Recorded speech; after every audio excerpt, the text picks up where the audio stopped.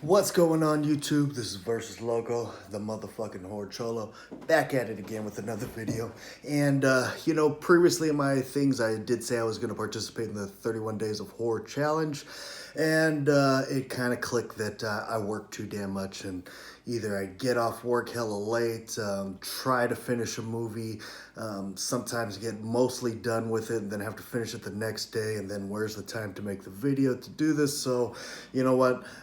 I'm just gonna say that I fucking work too much, so there's no way that I'd be able to watch a full movie every single day and do a review of it at the right after. I'm just way too tired for that. So, but I will try to give you as many reviews of mine as I possibly can. I did watch 3 movies in their entirety, and I do want to share my thoughts on them with you. So first off, let's do this one from Sever. So Severin, we have Next of Kin. This movie right here, this is a movie from 1989. This movie was kind of interesting because at first I was a little bit bored of it, but then towards the end it started picking up and making a little bit more sense. There are some things within it that I still don't really get that much, but I did overall like this movie. This movie basically follows a young lady. She inherited this retirement home from her. It was either her mother, grandmother, aunt, one of those, and so she moves in. She starts helping all the retired people. Some weird things start happening. She starts reading these notes and diaries and things like that within the house. Things start making sense to her. She starts seeing weird things, people kind of in the shadows. A couple people end up dying. She's wondering where this is all coming from. One of the gentlemen that actually is there at the retirement home, he's actually one of the elderly people, starts telling her that, who she inherited from is not dead. At the end, she does find out that she's not dead, and she kind of goes on a killing rampage trying to get her and everything like that.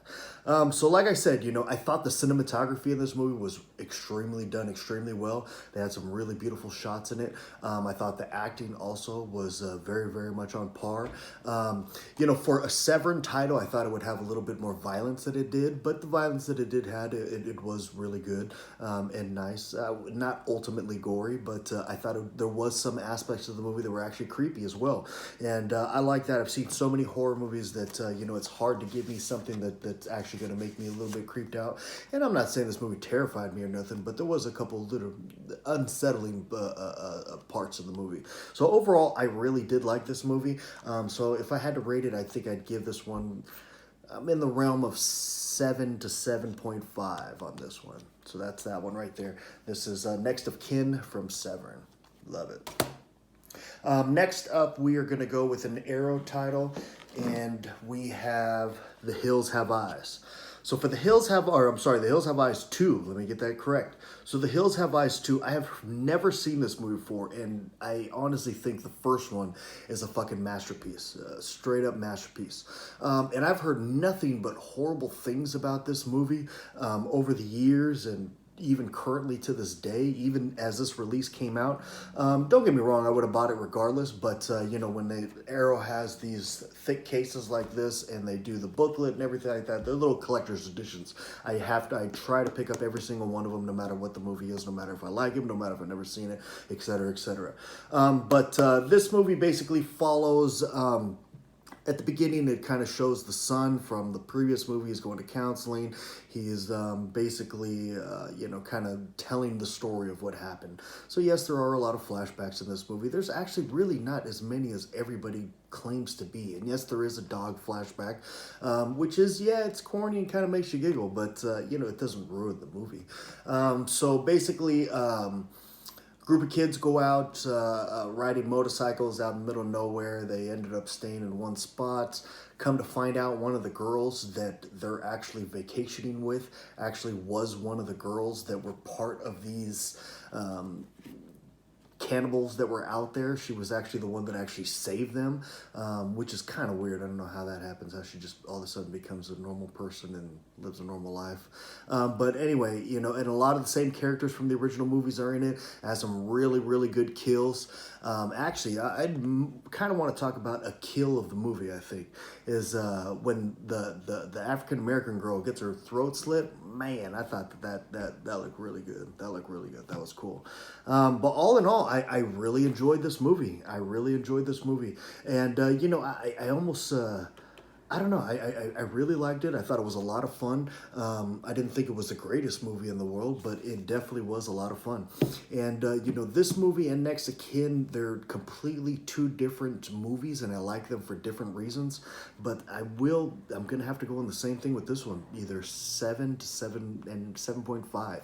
I really, really enjoyed this movie. I thought it was a lot of fun.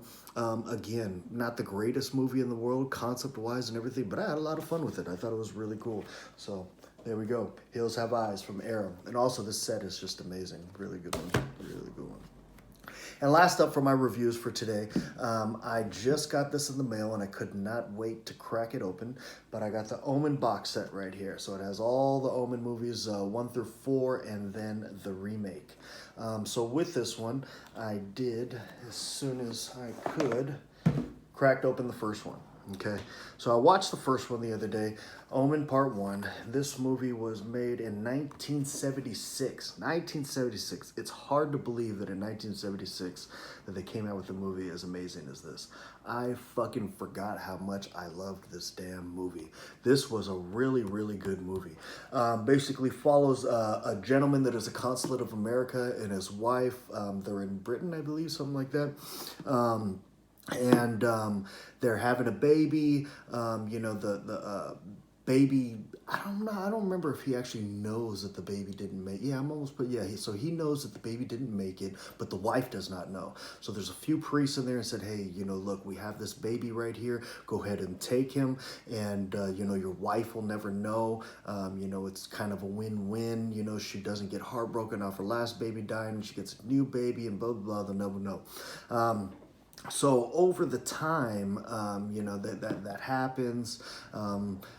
The kid starts growing up. Strange things start happening. One lady actually sacrifices herself and says, "Damien, this is for you."